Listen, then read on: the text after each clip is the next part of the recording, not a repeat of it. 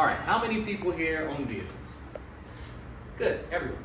Vehicles are somewhat of a necessity for most people, especially here around the base, where the nearest viable housing is approximately 20 minutes away.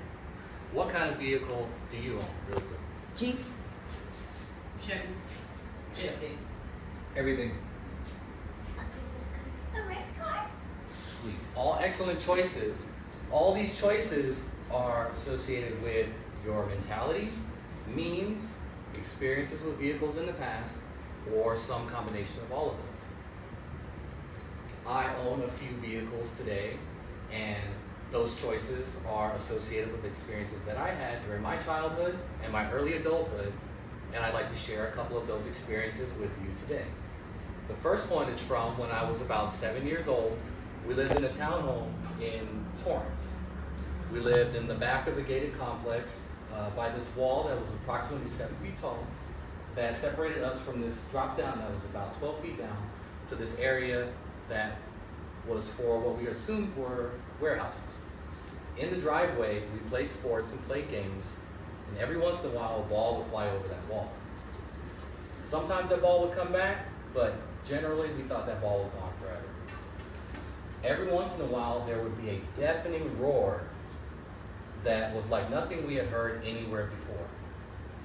This was just something that I associated with just being a part of where we lived, like the planes that flew over from the local municipal airports, or the odors that came from the oil refineries during the shifting winds.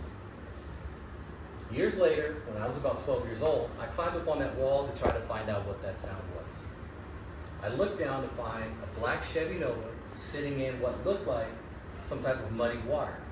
There were 3 guys leaning on the sides of this thing as if they were concerned about that muddy water.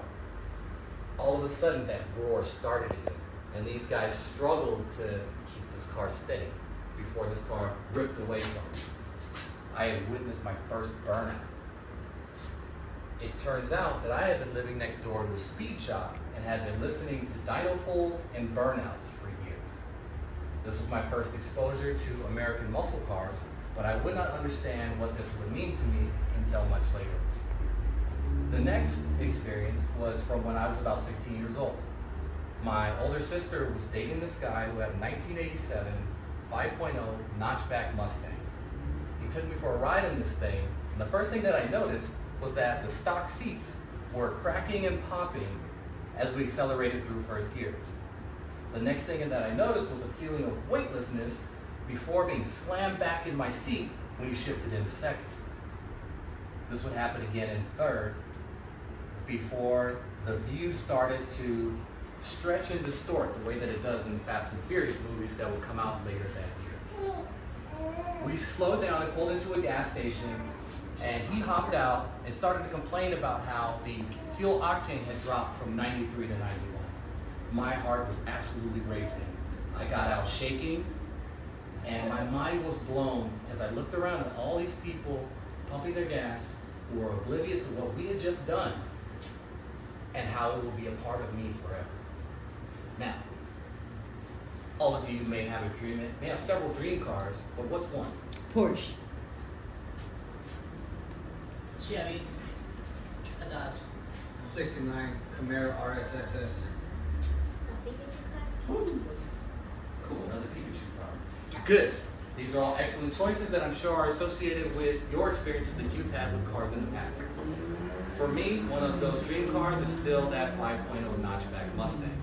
Today I drove my 76 Impala that's associated with experiences that I had with my mom and my brother when I was a kid. These experiences that started when I was 7 years old helped shape the car guy part of who I am today.